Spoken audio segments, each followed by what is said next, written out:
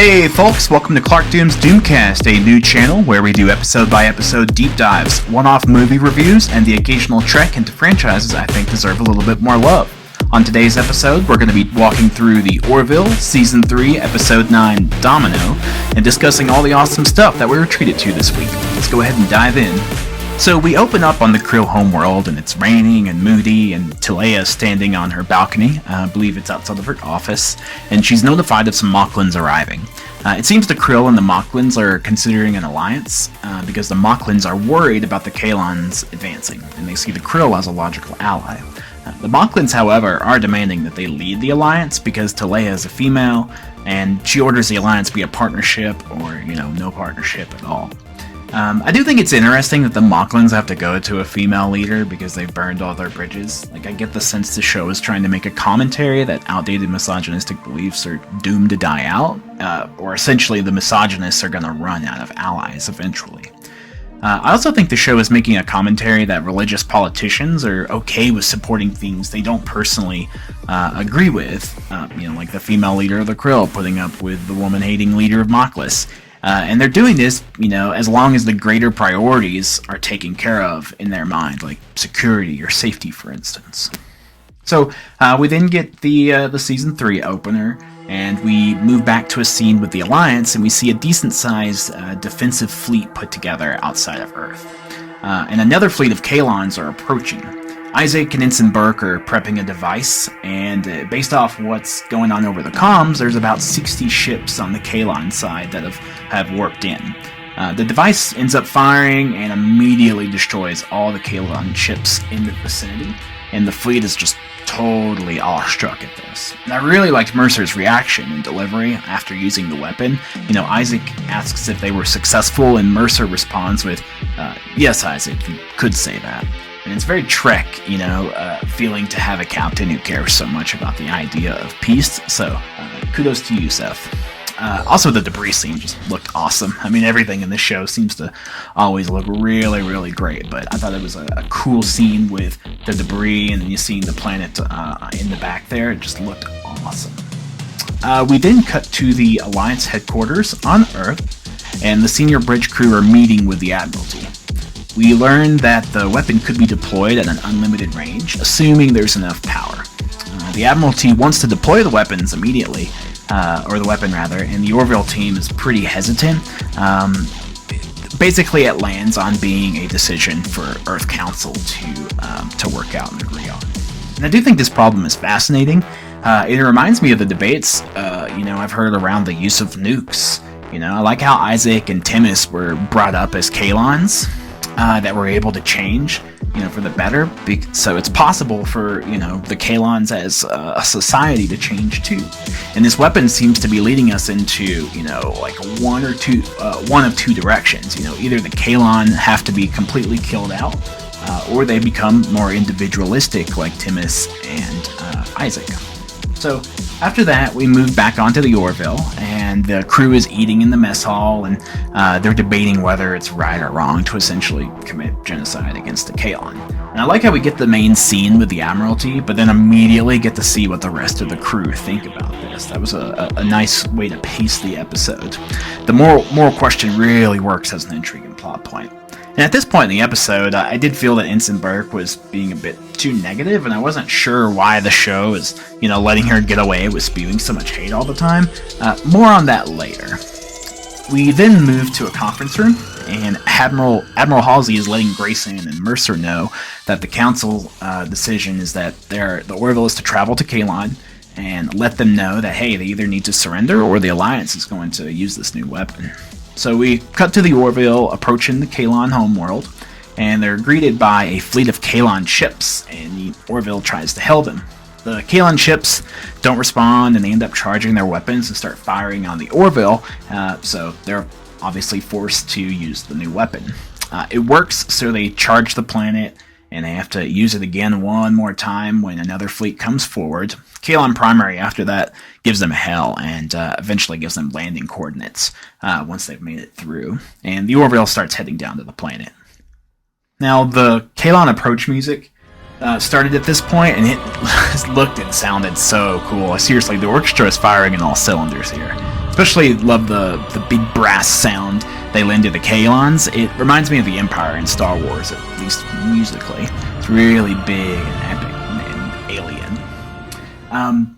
The away team meets Kalon Primary and gives their terms of surrender. The Kalon accept, but bring up they're going to continue to look for a weakness in the weapon. Essentially, it's saying that this is a temporary piece, the episode, not a long-lasting piece just yet. I really loved when Kalon Primary used Isaac as an example that there would be a way to stop the new weapon. He basically says, there's always a weakness. I mean, your existence is proof of that. And I thought that was a straight burn on the part of Kalon Primary. Great writing there. We then move back to the Orville, and they're in a cabin on Earth with Gordon and Charlie singing a song. The crew is celebrating a step towards galactic peace now that the Kalons have surrendered. We learn that this is a real cabin and not a hologram, and it was basically Grayson's dad's old place that she inherited, and she really enjoys coming there for this thing. Quick side note, at this point in the episode, I'm thinking, why the heck is Charlie singing right now? I mean, she's literally the character we're not supposed to like or agree with. At least that's how I'm feeling at this point in the episode and the season. So that did feel a little bit odd. So I think with how this episode ends, though, my opinion shifted a little bit on this scene, but we'll talk more about that later. I just wanted to bring it up now in the context of the timeline of the episode. Also, I haven't really cared about the nepotism criticisms previously, but, I mean, it definitely felt a little cringe, this scene, thinking about that. I'll see that the ending of this episode does change my outlook a bit, but in the moment, I felt it was a little bit much. So, anyways, I'll move on from that piece. We'll discuss Hinsenberg a little bit later. We then get a scene where Charlie is telling Mercer that we should have wiped out the Kalon when we had the chance. She's stressing that they didn't force some great awakening on them, we forced their hand in surrendering. We get the feeling that she's not sure if sticking to the Alliance's morals will keep the Alliance safe, basically. We then get a scene where the weapon is being stolen by, I guess, traitors or mercenaries, or maybe Kalon in disguise. I know we learn who they are later, but at this point in the episode, I wasn't sure who they were actually working for or not. We then move back to the cabin, and Grayson and Dr. Fan are having morning coffee and watching the sunrise on a new era, as they say. And Grayson is feeling really relieved, and hopeful about the future. Admiral Halsey comes over the comms and lets Grayson and Finn know the device has been stolen, and basically to get Mercer up so they can all be briefed.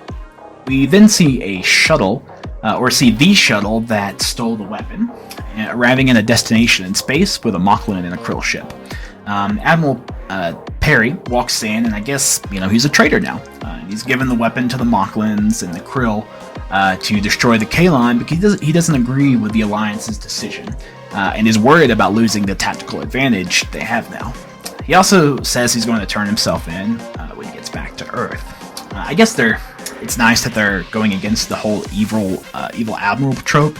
I mean, they had to go in there for a second, but, that's one thing in Star Trek that can get a little old. I mean, is literally every admiral a bad dude? Why is this hopeful, progressive organization like Starfleet being run by a bunch of evil dudes? That's always how I felt whenever we get admiral scenes in Trek for the most part, so it's cool that this show is going against that. Talea doesn't want the Moclan and Krill alliance revealed just yet, so she ends up killing Admiral Perry by blowing up a ship as he attempted to leave the area. So that'll be the end of that character. We move back to the Orville, and the crew is learning about Admiral Perry's treason. They head toward the location the device was taken to by tracking the shuttle that was stolen, and their scans reveal evidence of Krill and Moclan ships. So the Alliance knows at this point about their alliance. Bortus, now knowing about the device being in Moclan hands, lets us know about Dr. Kalba on a planet called Draconis 427, and he says that this is the greatest Moclan scientist to ever live. And he believes that this would be a logical person to look for, since they don't have Isaac or Charlie to arm the weapon, and they'll need someone smart enough to handle it without them. So the Orville heads to Draconis 427, and they observe that the weapon is being hooked up to a giant power core. And this leads the Orville, to reach out and set up an alliance with the Kalon, and they mount a joint offensive to go retrieve the weapon. So, after this alliance has been formed, the Earth Alliance fleet meets up with the Kalon fleet, and I'll pause and say the music was just slapping as the Kalon shuttle arrives on the Orville. Like, let's take just a moment and listen up for a moment.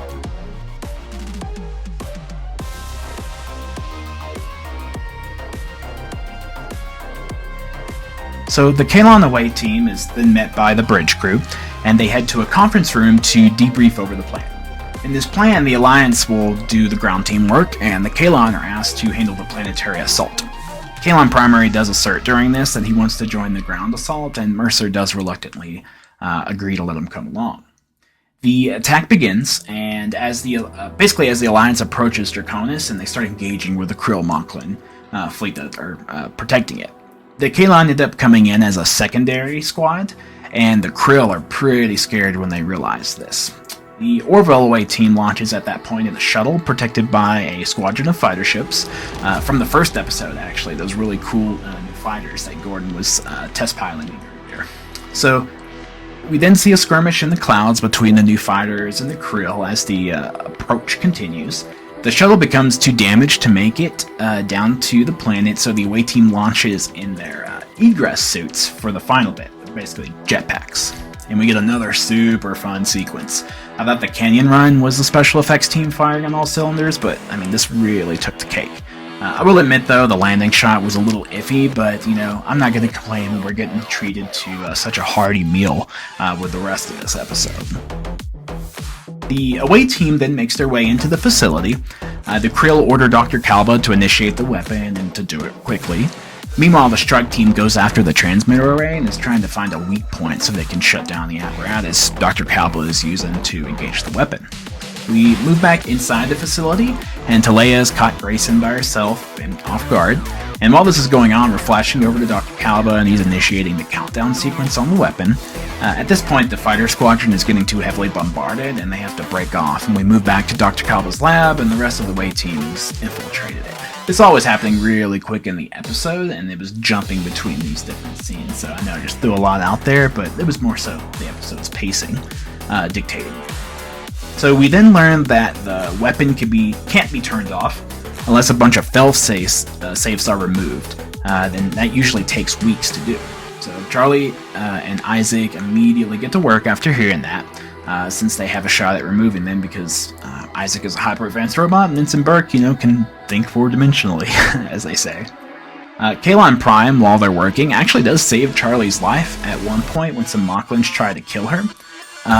But Isaac does the same thing. He ends up saving her as well shortly after that, but doesn't actually kill in the process like Kalon Primary did. Thus setting an example, to Kalon Prime on how to respect life. Probably something that Kalon Primary has probably never seen. While this is going on, Grayson and Talea are actually duking it out, but Tala is able to come in and rescue her before she's taken down. They reach the room with the weapon, and Charlie tells everyone to leave while she tries to overload the core, because that's the only chance they have now of stopping the weapon before it goes off, commits genocide. So the rest of the Way team uses Talea's ship, now that they've captured her, to get away from the core before it overloads. The core blows up in a spectacular way, taking a huge chunk of the planet with it. The away team then signals the Orville, and they inform them that Charlie stayed behind and unfortunately didn't make it. We push forward a little bit, and Kalon Primary is on the bridge, and questioning why Burke would give her life for him and the Kalon. After some pushing from Grayson, he seems to rethink his assessment of biologicals, and we get a nice moment where Isaac basically says, this is what I was trying to tell you all along. And you really get the sense that Kalon Prime, has a newfound appreciation for, at least this set of humanity, if that makes sense. And they realize that, the Alliance are different than the people that built them and enslaved them. So, we're now back at Union Central. We get a scene before this where Mercer is going to talk to Talea, who's been held in the Orville's brig. And he lets her know that she's going back to Earth and she's going to be tried for war crimes, specifically attempted genocide. He wants their daughter, Anaya, to be safe, but Talea refuses to ever let him see her, or let her see him as long as she's locked up. This is really emphasizing that this person cares much more about her religion and maybe her position than she does about, actual people, and her fellow neighbor, if that makes sense. We're now back at Union Central, and the president is offering a provisional seat to the Kalon. And we get a really great set of lines from Halsey on democracy not being a perfect system of government, but it's better than all the rest. And I believe that is a Churchill quote, but I could be wrong. Let me know in the comments if I screw the pooch there. We then move back to the Orville, and we're at Charlie's funeral. Isaac wishes to speak first after Mercer asks for volunteers, and we get a super moving speech about Isaac and the time he spent getting to know and trying to understand Ensign Burke. I mean, he showcases arguably real emotions during this scene, just in his own way, kind of like Data used to do on TNG. And honestly, it really elevates the overall Ensign Burke arc this season, having Isaac close it out. Also, the shot of Gordon when Isaac was speaking, I mean, that completely broke me. I think the part of the speech that was going on was that she gave her life so two enemies could become friends. And the way that they film it with that close-up on Gordon, makes us think, oh, Gordon's probably having a change of heart. And I would imagine in the season finale next week, probably get some sort of, follow-up and a period at the end of the sentence for that character beat for Gordon. But I thought it was just really, really well done. There are a few things I want to double-click into now that we've walked through the plot and can discuss in more detail. First off, I'm wondering if this episode should have been a two-parter. Now, it went by really fast. We were getting plot beat after plot beat, and it was racing by. And I'm wondering what this episode would have been like if we sat with things just a little bit more. It could have made the episode terrible, but in my mind, I feel like if you're gonna be over at Hulu and they're giving you the freedom to go with your own runtimes, I do think we could have sat with a few more scenes, just a little bit more. Let's talk about the big sacrifice this season, Ensign Burke. I'll be honest, I really did not connect with this character how I think the show intended. I get that she wasn't around in seasons 1 and 2, so we needed to focus more time on her development, but up until the most recent episode, almost all of her scenes felt a little bit forced, and using her to voice opposition to Isaac, a character everyone loves, makes sense, but it also pits us against her, and we're not necessarily rooting for her viewpoint, to become more prevalent. A good example of how this plays out is when she was doing the whole "just go" speech at the end. Her delivery matched the tone of the scene, but since I haven't been in her camp so long, it came off as hammy, or maybe a bit over dramatic. I think her accepting Isaac and Timus was supposed to be our cue as an audience that her worldview was shifting, but I think it came a little too late, unfortunately. Just having one more episode to reinforce her opinion shift before her sacrifice could have made it a little bit more, or could have gave it a little bit more kick, or made it feel more earned when it happened. And with that said, I do think her death definitely changes how earlier scenes this season will be interpreted on a rewatch. Isaac's speech at her funeral really, really worked for me, and it wouldn't have if I didn't buy into her arc in some sort of capacity. So I do think that from a rewatch perspective, I might get a little bit more out of this. I was going to talk about her singing in the cabin being a bit too much, but considering how the episode ends, I think having that extra bit of humanity from her helps emphasize her sacrifice just a little bit more. I could have done without the whole thinking fourth dimensionally shtick of her character. I just don't think it added much to her, aside from making her feel more needed in this specific episode. Knowing that she needed this ability to save everyone, this may have been a case of the writers going back and adding that concept to her character, which could explain why it feels a little bit like an afterthought.